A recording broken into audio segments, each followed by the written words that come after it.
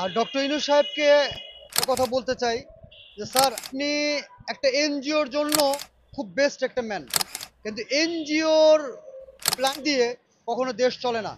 উপদেষ্টা পরিষদে যারা আছে আহত ভাইদেরকে সামনে রেখে কোন রকম ব্যবসা করবেন না। আপনারা ট্রাফিককে সামনে রেখে যত টাকা মূলধন ইনকাম করে নিয়েছেন তার কিন্তু বিন্দুমাত্র ট্রাফিকে আপনারা দিতে পারেন নাই। এখন আমি বাংলাদেশে জন্মগ্রহণ করেছি, আমরা সবাই জানি যে বাংলাদেশ দরিদ্র একটা দেশ। আমাদের দেশে এখন আমার যদি হাত ভেঙে যায় বা আমার আন্দোলনে গিয়ে যারা হাত হারিয়েছেন পা হারিয়েছেন এদের জন্য উন্নত প্রযুক্তির দরকার, উন্নত চিকিৎসার দরকার। কিন্তু আমি বলে দিতে চাই যে এটা সম্ভব না। কারণ বাংলাদেশে দাঁড়িয়ে এত উন্নত প্রযুক্তি, এত কিছু দেওয়া বাংলাদেশ গভর্নমেন্টের জন্য কোনোভাবেই সম্ভব না। তারা এটা দিতে চাইলেও পারবে না।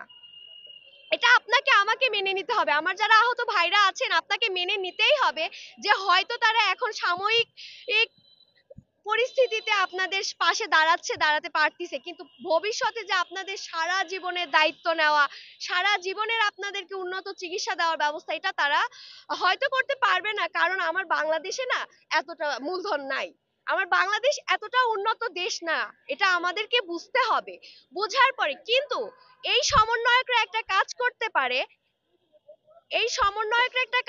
পারে, যে এদেরকে কর্মসংস্থানের সুযোগ করে দিয়ে যেতে পারে।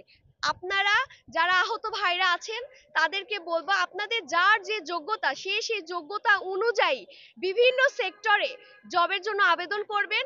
এবং উপদেষ্টা পরিষদে যারা আছেন তাদের কাছে আমার বিনীতভাবে অনুরোধ থাকবে যে দেখেন আজকে যে ভাইয়ের আমার পাটা বিকলাঙ্গ হয়েছে সে হয়তো শারীরিকভাবে দেশকে কিছু দিতে পারবে না, কিন্তু তার ইন্টেলিজেন্স ক্ষমতা কাজে লাগিয়ে সে দেশকে আরো বেশি কিছু দিতে পারে।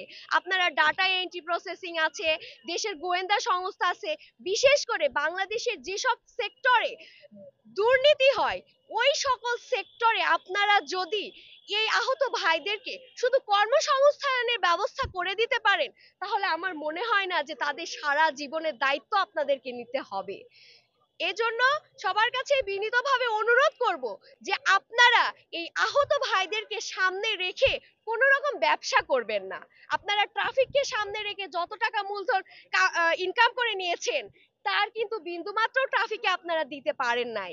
ঠিক সেই রকম এই আহত ভাইদেরকে নিয়ে যত মূলধন বা দেশের বাহির থেকে আসতেছে দেশ থেকে আসতেছে সবকিছু জনগণের সামনে জবাবদিহি তার জনগণকে দিবেন, জনগণকে জানাবেন যে তাদের জন্য কোন কোন সেক্টর কোথা থেকে কত টাকা আসতিছে। এবং তাহলে কি হবে, কোনো রকম বৈষম্য হবে না। জনগণকে আপনারা তাদের ন্যায্য দাবি দিবেন। এবং এখন আমার যে আহত ভাইরা আছে তাদের অনেকেই আছে আন্দোলনের সময় হসপিটালে যেতে পারে নাই, তারা বাড়িতে চিকিৎসা নিয়েছে, পার্সোনাল ডক্টরকে ফোন দিয়ে চিকিৎসা নিয়েছে, বা দেখা গেছে অনেকেই আছে গুলি লাগছে এমন করে জাস্ট ছুড়ে গুলিগুলো ফেলে দিয়ে চলে গেছে, প্রাথমিক চিকিৎসা নিয়েছে।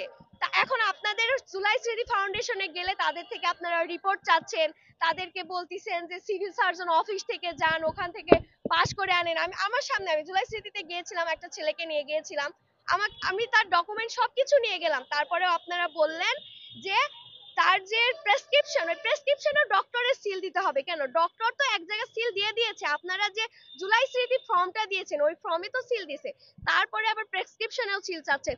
অনেক ডক্টরকে তো এই মুহূর্তে রিস্ক করাও সম্ভব হয় না, তাহলে তাদেরকে আপনারা হেনস্থার মুখে ফেলতেছেন। একটা শিক্ষার্থী যদি এই দিকটাই তার পুরো সময়টা তার ক্যারিয়ারের একটা দিনের যদি 6 ঘন্টা 8 ঘন্টা যদি এই সময়টা তার এইদিকেই দিতে হয় তাহলে পরে সে তো শিক্ষার্থী, তার তো পড়াশোনা করা লাগবে, তার তো দেশে কন্ট্রিবিউশন রাখা লাগবে। তাহলে আপনারা আপনাদের জুলাই স্মৃতি ফাউন্ডেশনের যে অ্যাক্টিভিটিস আছে এখানে যে নিয়ম কানুন গুলো আছে এগুলো আরেকটু সহজ করে দেন জনগণের জন্য।